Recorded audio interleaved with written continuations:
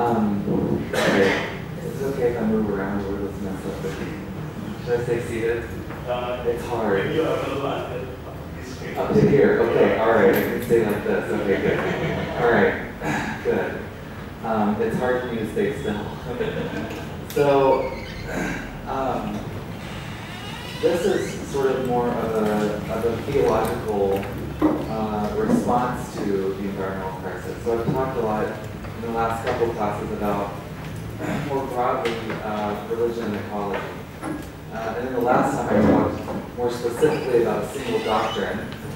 So this is about other doctrines in theology. And the field that has developed over the past 30 years known as eco-theology.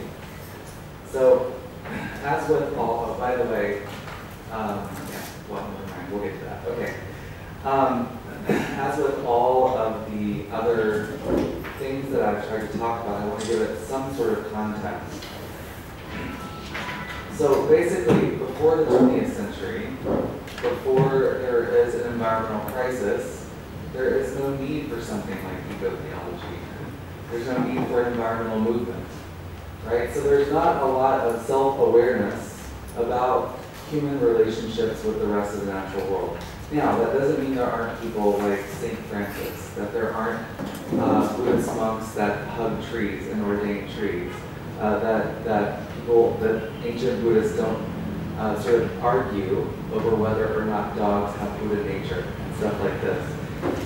But it does mean that something like the environmental movement and eco-theology is a response to the very specific events that happened through the Industrial Revolution.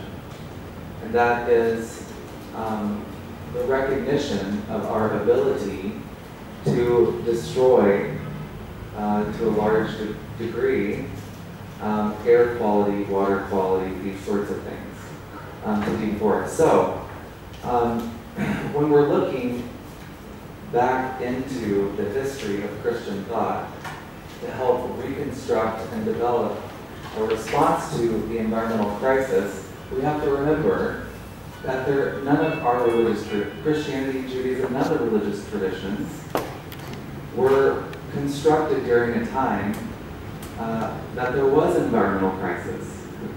So there's not going to be Jesus saying, oh, and when climate change happens, or the Buddha is not going to be there saying, oh, by the way, when you experience the bleaching of coral reefs or the acidity in the ocean, right? So we have to search, right, and see how we can extend our traditions to address contemporary problems.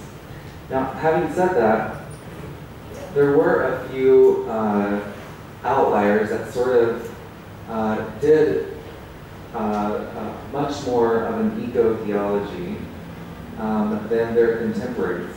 One is the Jesuit Kuliah Umum, who many of you may have heard of.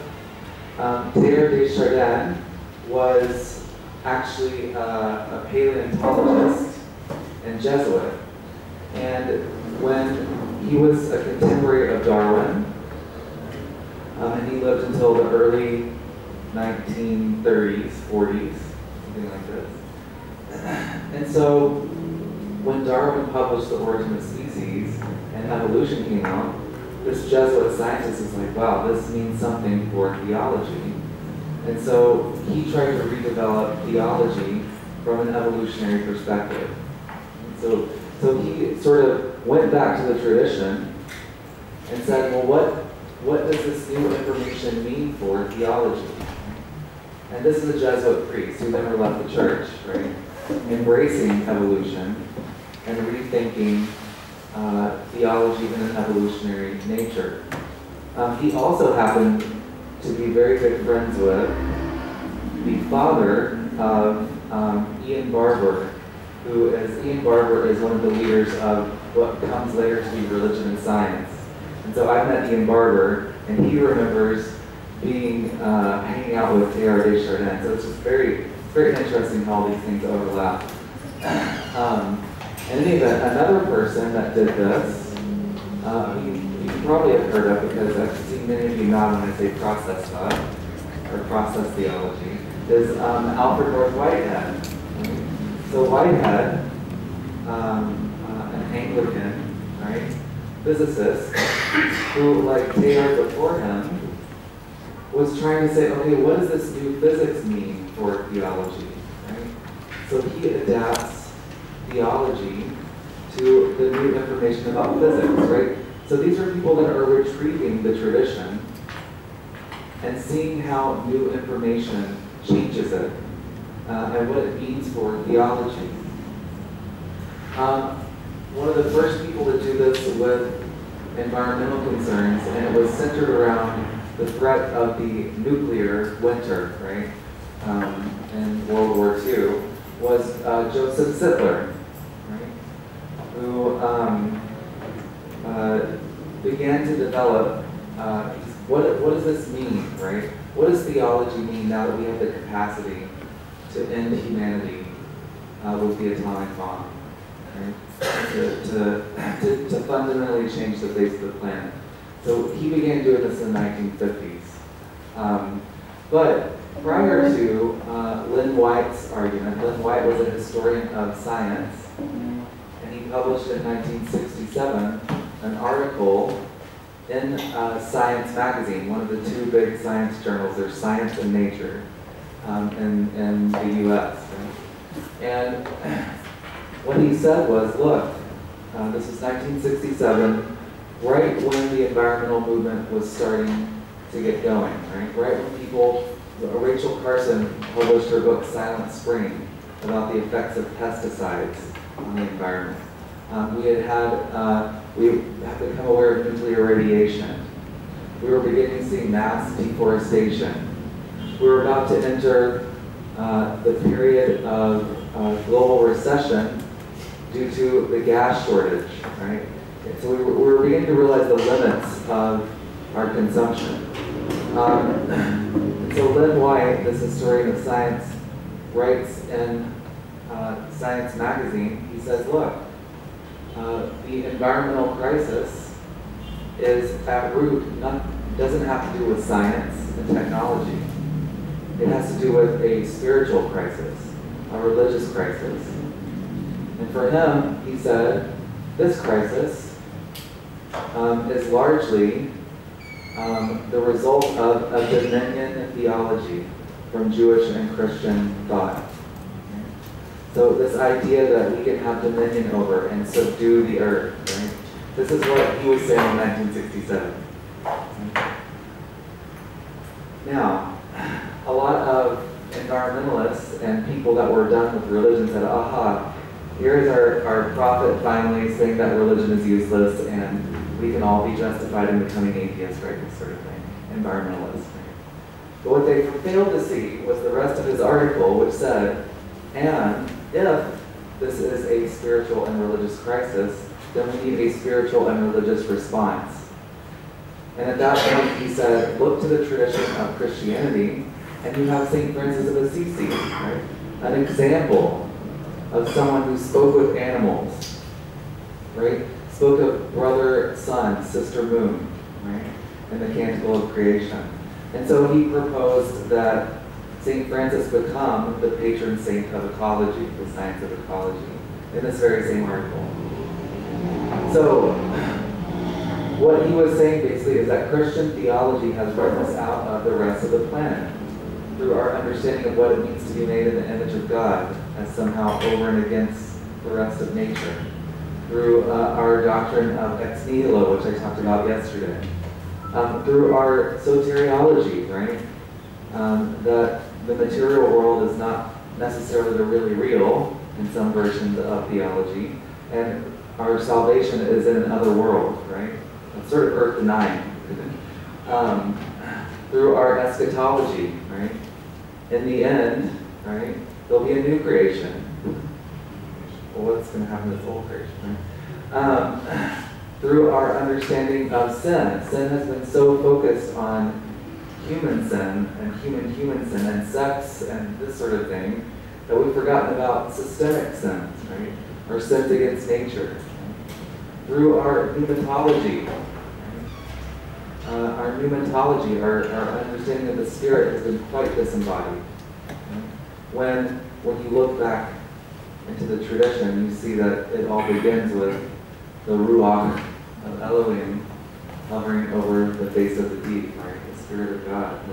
So, anyways, through all these ways, Lynn White, had a point. There may be a little bit of a problem. Now, there were 4 primary reactions to Lynn White's critique, what's become known as the pre- and post-Lynn White era and eco-theology. The 4 critiques are apologetic.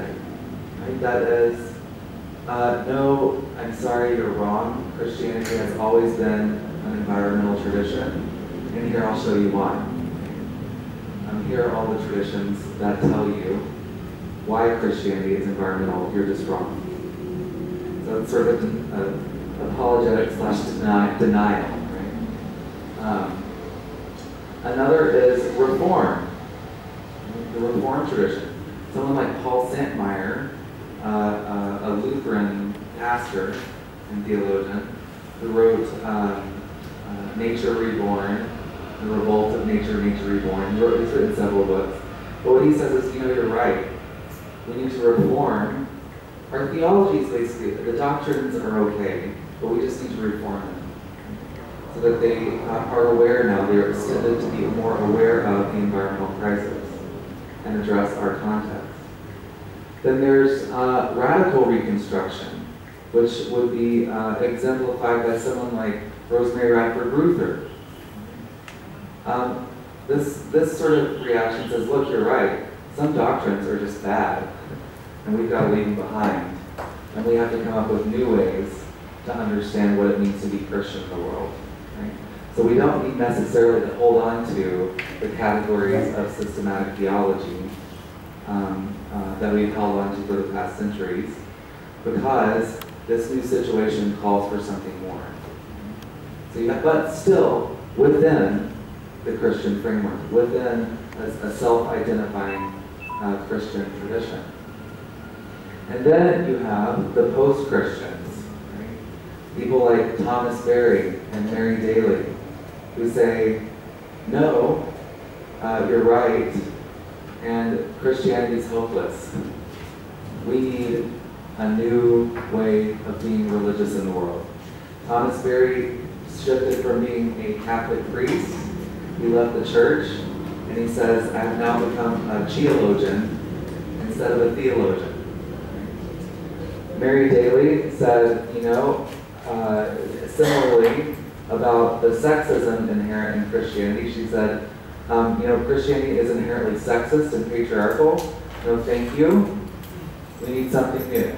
We need a new way to think. And incidentally, she wrote several books during her productive career, but she wrote this one book called, instead of the dictionary, right? It's better in English, it's the dictionary. She wrote the Wiktionary. Right? And so she redefined terms based upon women's experience. And so anyways, very interesting people. So these are the 4 basic categories of responses, right?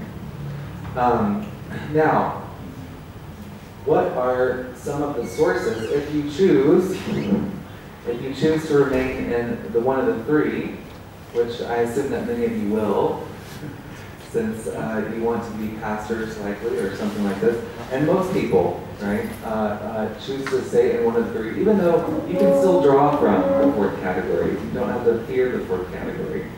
But if you choose to stay in one of the first 3 responses, within Christianity, there are 3 major sources for developing an eco-theology. And these are not exclusive, you can combine these. But basically you have the sacramental, or the incarnational. It doesn't get much more bodily and earthly than God becoming flesh. Right? You have the covenantal, right? The pact with God, right, that you see in the Exodus narrative. If you behave and follow my covenant, you can stay on the land. if you don't follow the rules between one another, between you and the land will vomit you out. Right? The Hebrew is quite specific in this. It's not Yahweh throwing people out when they break the covenant, but it's the land vomiting his chosen people out, right? So this is a covenantal tradition, or you can think of the Noetic covenant, right? That God makes with all of creation after the flood, or the Ten Commandments, whatever. Leonardo, I'll talk about each one of these a little bit more, so I'm not going to go specifically into each one. And then you have the prophetic tradition, right? That the recognition that at all times throughout Christianity, there have been times when the theology and religion has become too closely aligned with systems of power. And so you need prophets to come through and shake things up. You need Jesus to come turn tables over at the market, right? You need iconoclasm, the smashing of idols. So these are three strong traditions within Christianity that can be used to develop an eco-theology.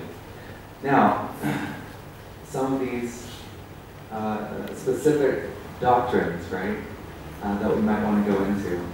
I don't want to say too much about this because most of you were here yesterday when I talked about Catherine Keller's reconstruction of the doctrine of ex nihilo. She sees the doctrine of ex nihilo as inherently sort of anti-material.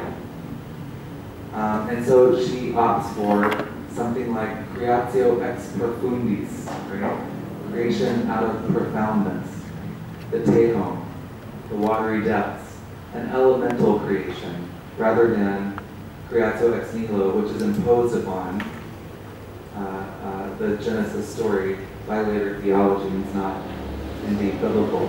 So I don't want to spend too much time on that one because I did a long talk on that yesterday and I don't want to put you to sleep this early. Okay, so reconstructing some doctrinal loci. The Imago Dei.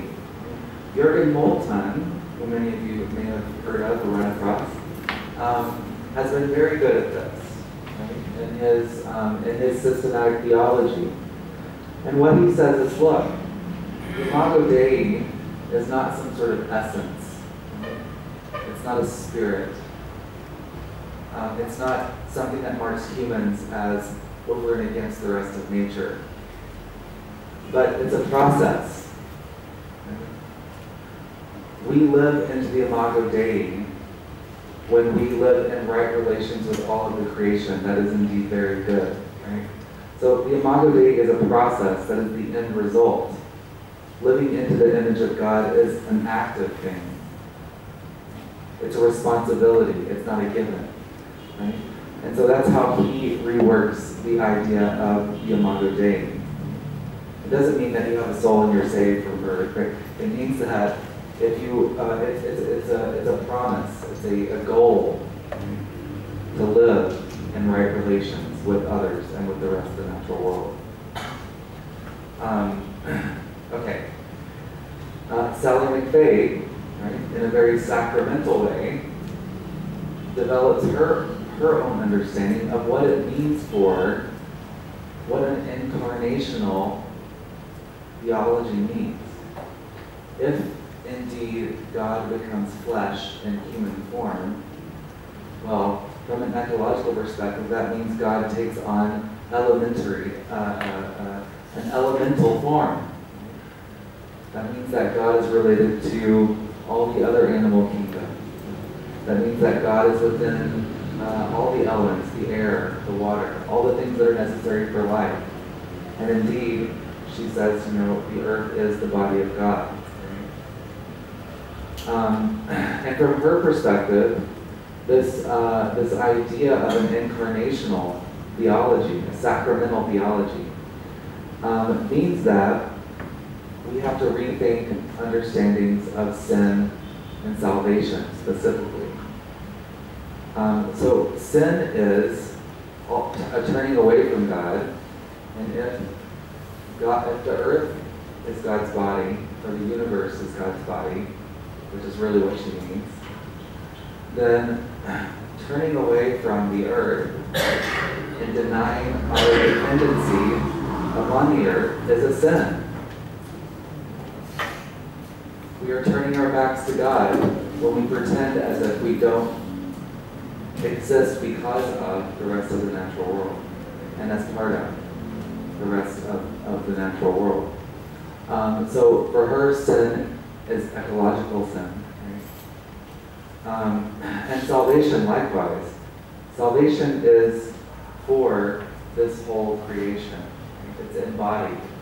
There is not much biblical evidence for a disembodied afterlife. Jesus comes back in the flesh, right? This is bodily resurrection. In the chapter in the Bible with Ezekiel's dry bones, right? The dead bones of the desert begin to receive their sinews and their flesh back on in this new life that is created, right, by God. So for her, salvation has to be bodily. It has to include the whole earth, because we are radically interrelated with the rest of the world. So that's her own reconstruction, right, of some of the doctrines. And then, as I mentioned earlier, you have Leonardo Boff, right? A liberation theologian, right? But one that began to see, look, if Jesus, this prophet, if we're saying that he is for the poor, on the side of the poor and the oppressed, and not on the side of the powerful and wealthy, right? Look at what Jesus fought for during Jesus' lifetime. Then at this point we have to say, look, the earth is part of the poor. Right? So if Jesus were alive today, Jesus would take a preferential option for the earth and the animals in it that are being destroyed by consumption, overconsumption, at the hands of human beings.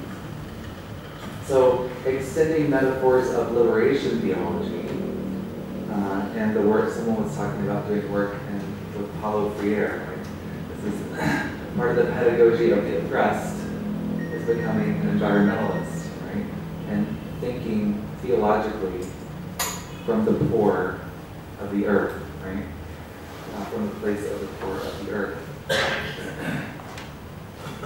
Yet another doctrine, rethought from an ecological perspective, this time by a Brazilian theologian named Ivone Guevara. Ivone is a nun, and I don't know how she hasn't been excommunicated, but she hasn't been. She's an ecofeminist, right? So she sees the problem of environmental degradation as deeply entwined with the problem of sexism and racism, right? All these ideas of domination are linked together in the system of patriarchy, right? You've heard this word before, right? Patriarchy.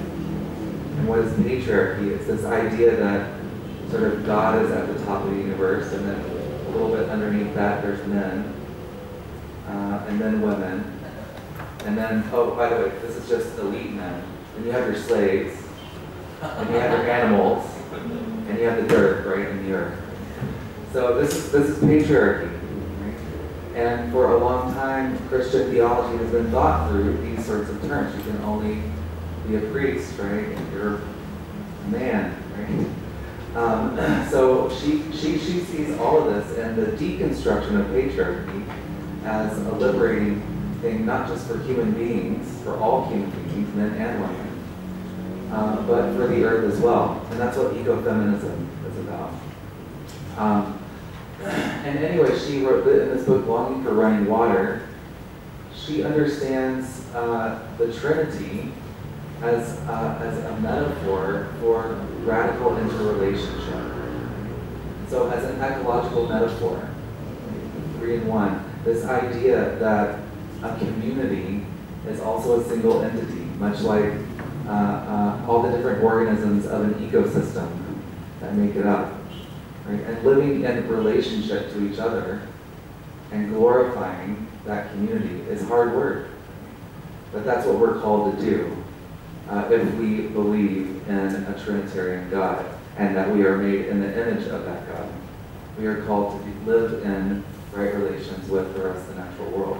So that's what she does with the Trinity. She sees the Trinity as a metaphor of our interrelatedness at a metaphysical level. It's the foundation for our lives. So that's another one. And then you have someone like Paul Santmeyer, who I mentioned earlier, in his book, Nature Reborn, thinking about a green eschatology, or an eco-eschatology. That whatever eschatology is, it has to be for this whole universe. That it can't be about being sucked out by a vacuum into some spiritual world and leaving all of this material world behind, right? That the promise is for a new creation, the kingdom come here, not elsewhere, right? That the kingdom of God is for this place. It's something to be realized and worked for. It's not something that is in some far-off place that we think of as heaven, right? As if we were going to find a beanstalk one day, right, and climb up to where the giants are or something. I'm just kidding. My humor sometimes is lost in translation. Okay, so Santmeyer is reconstructing that idea, right, from an ecological perspective. And finally, one of my favorites is my friend Mark Wallace, who is reconstructing pneumatology. One of his books is just called Green Christianity, but another one is called Finding God in the Singing River. Right? And so he actually imagines the pneumatology as the breath of all life, as the animating force of life. And he develops out of that what he calls a Christian animism. That if we're going to take what spirit is literally at its word, it is breath. It is the air that we all need in order to live. Hold your breath, see how long you last. Right? That's God, that's the Spirit, right, animating us. And what we do with every one of our breaths, we can either deny our relationship to the divine, or we can rejoice in it, right, and honor that. And so he thinks that there is, within Christianity, resources for a Christian animism. And one of the ways he likes to do this, I just want to do this really quick, and then it's kind of fun. So if you breathe in, right, he uses I'm inhaling. When you breathe out, you say, I'm exhaling. But just reverse that a little bit. When you breathe in, think of the world as exhaling. And when you breathe out, think of the world as inhaling. Right? And that's the shift in awareness that he's trying to bring about, right? That all things are existing by the Spirit, the breath of the world, the breath of life. So, anyways, he also starts to develop this, not just in terms of spirit, but he develops what some are starting to call an elemental theology, right? Of earth, air, fire, and water. God is fundamentally elemental if God is incarnational. Right? So, you have all these different ways in which theologians today are responding to the failures of theology. And it's not just in theology, it's in all religions. It's a failure of human beings to recognize, right? So these are ways, constructive theologies, in ways in which different types of Christian theologians, Catholic, Protestant, priests, ministers, and non, right, just academics, are trying to rethink how we can come to grips with this problem from within a Christian framework. So this is what I wanted to end with today. Because I've talked to you now 3 times about very academic sort of things. And I want to leave you with some resources that are a little more practical. That if any of this sort of really catches you, then you can look further into it. And maybe you know about some of these resources already. These are some websites of some of my favorite sort of eco-religious resources. This first one is called Earth Ministry, earthministry.org. Now, what Earth Ministry is based in Seattle, but what it has is it has collected together all the various statements on the environment from different Christian denominations. It has green Bible studies. It has green sermons, how to construct green sermons, right?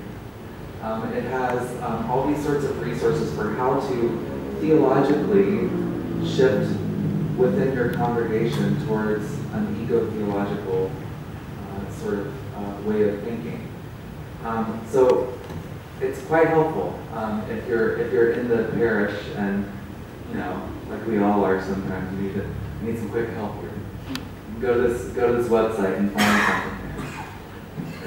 Another one, which I actually really like a lot, though I couldn't agree less with their theology, is the Evangelical Environmental Network. So one of the things that they have done, right, is evangelicals are very good at proselytizing, which is a no-no here, I know. But the Evangelical Environmental Network has turned that energy towards proselytizing for the earth. Right? So instead of what would Jesus do, they have what would Jesus drive campaign. And when I was out in Berkeley, actually, they would go around. Believe it or not, there are evangelicals in Berkeley. You think Berkeley's this atheist place, but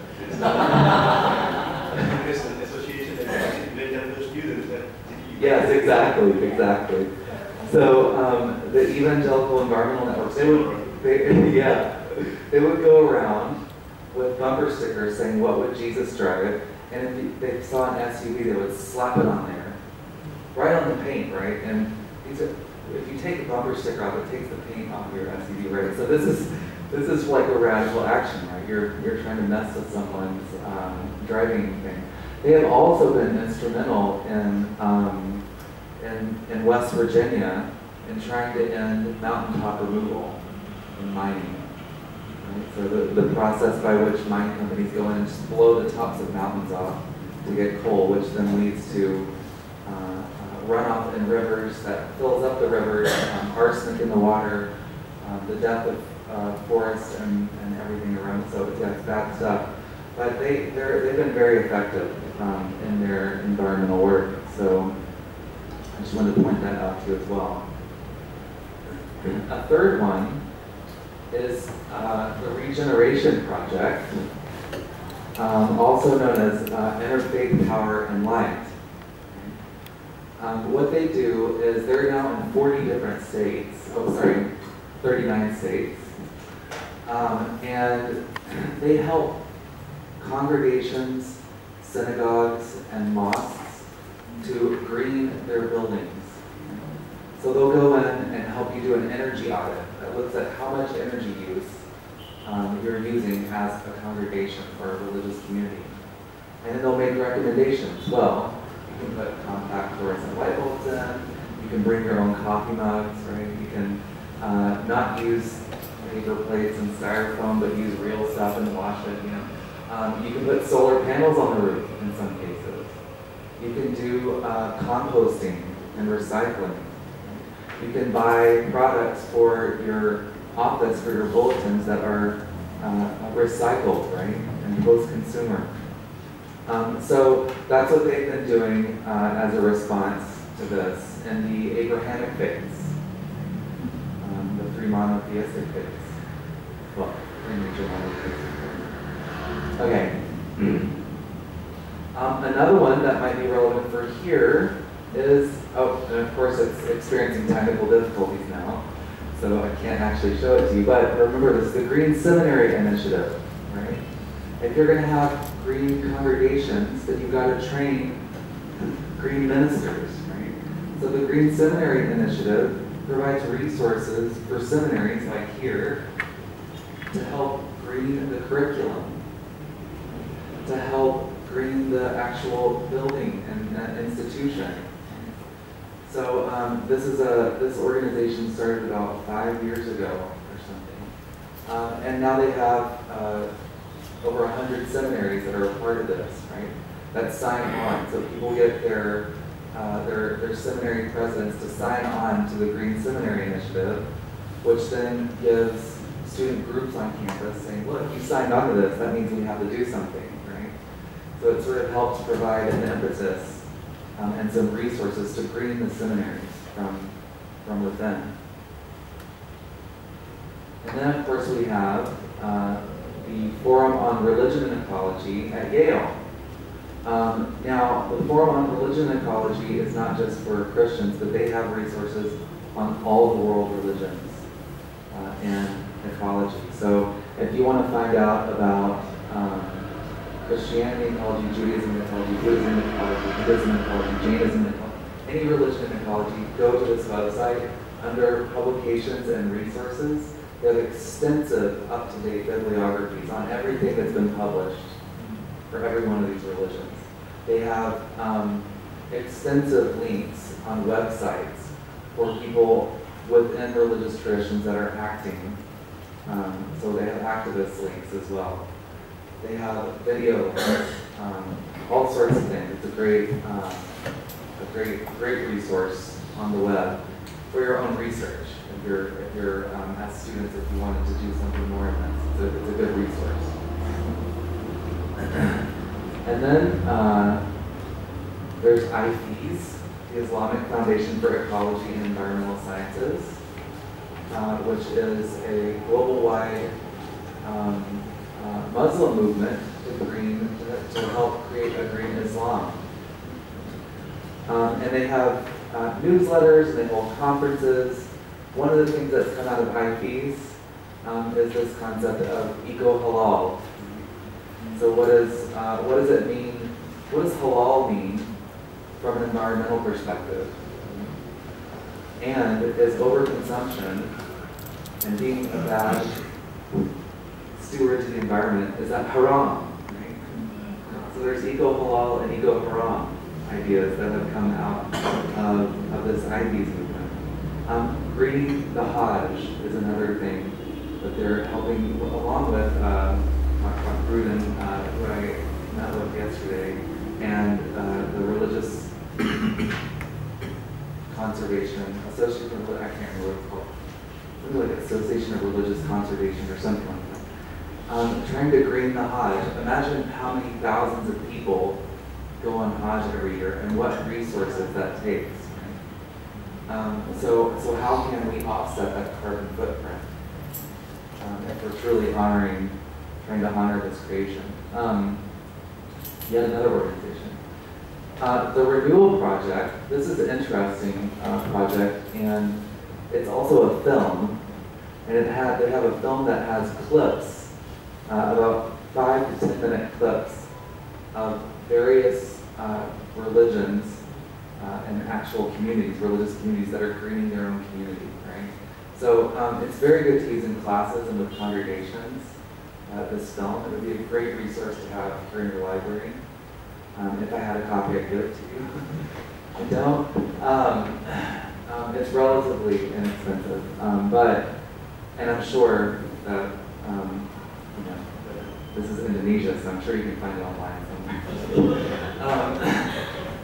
So anyways, but this film is great, right? Because you have about 10 different examples of religious communities responding to environmental crises. And then, something you all can contribute to.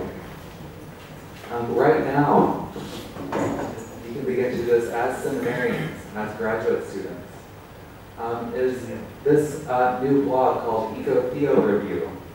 This was started by some recently graduated seminarians that said, look, we've got to have a way to articulate this ecological voice from a new generation of students, right?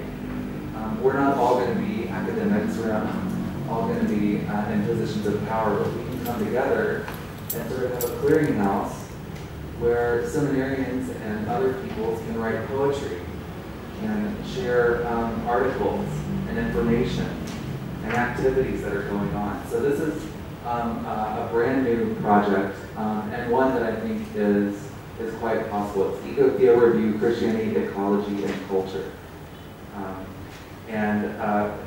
Everyone's welcome to contribute to that from where you are right now, which is nice, because sometimes it's just fun to get your voice out there and have a wider community respond to it, so that it can help you articulate and grow in your own sort of thinking. So that's what I have for today, for resources. So please, let me open it up now for some conversation, questions.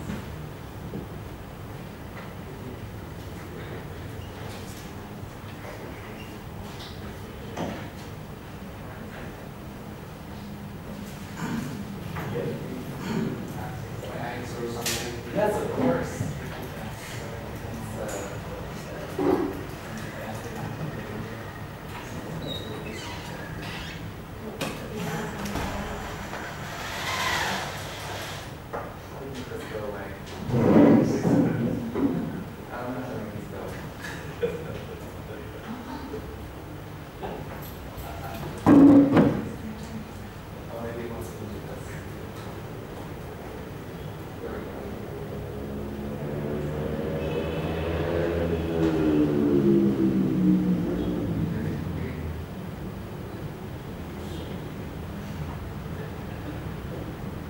I don't care how technologically savvy you are.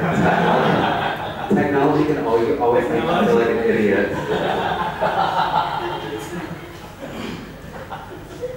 I never really think what it is Yes.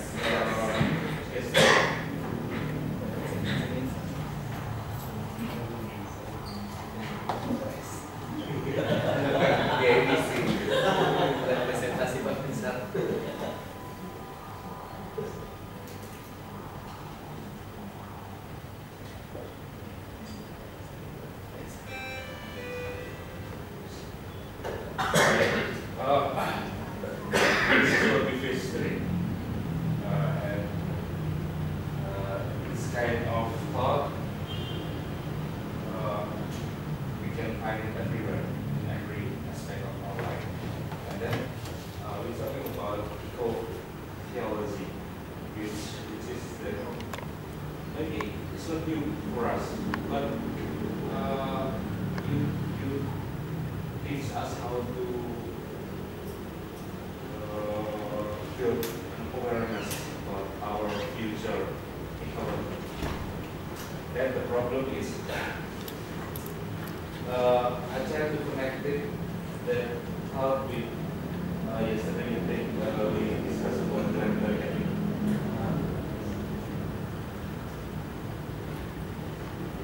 The A group claim to deal with their truth, and then somehow, somewhere, they use the thought for exploring our earth. They make devastating our environment. And then how to convince? We're talking about convincing about this now. Let me just say, just as a start, that's why I love the evangelical environmental network. They're a great example of this. evangelicals are not known for their willingness to compromise. Right? However, you have a whole generation of evangelicals now that are concerned about the environment because of the work of the environmental movement, because of the increased problems with pollution and climate change, right? So even though their grandparents and most of their parents said, oh, this environmental thing is a left, that's not, doesn't have to do with our religion. They're saying, no, it does. You know? Also, when you look at evangelicals in the U.S., right? When you look at, and that's my context, so that's what I can speak to, but when you look at evangelicals in the U.S. on the issue of gay marriage, those that are 30 and under are largely in support of gay marriage, even though their parents are largely opposed to it. Right? These are evangelicals that are still identified as evangelicals, and they say no problem. Right? And that's because of the work of the LGBTQ community and convincing the wider public that, look, you know, this is a form of love too that should be respected. Right? So, yes, I do think, look, I don't care if people that hold this position think that they haven't ever changed their mind, that's fine. But I think they do over time through dialogues, right? And if someone needs to think, well, I've always been consistent on this, I've never changed my mind, that's fine. If the end result is compromise, right? So, and I realize that's not the case with certain groups like, you know, FBI and this sort of thing, you know. But all I can say is, and all I can hope for is that with more and more people engaging in this type of conversation, that the conversation begins to shift, right? The opinion, the dominant public opinion, right? That it becomes less and less okay to be exclusive, right? That it becomes less and less okay to be racist. That it becomes less and less okay to be sexist. Less and less okay to hate the environment. You know, one of my evangelical friends, you know, he said when he started doing this, he said, you know, people say, oh, you're a tree hugger. And he'd be like, well, what are you, a puppy kicker? Are you an animal hater? You know, what does that mean, right? What is this name called? So it's becoming less and less publicly acceptable in many places to not care. Right? And so, I mean, I think that's, as educators, as ministers, as community leaders, I think that's all we can do is, you know, not naively, right, think that we're going to change the world, but to keep on having this conversation. I mean, think about your grandparents and think about where you are now, right? And how did things, you know, things are radically different, right? And the same with mine, right? And that shifts because of discourse and because of events, right? And these sorts of things. So,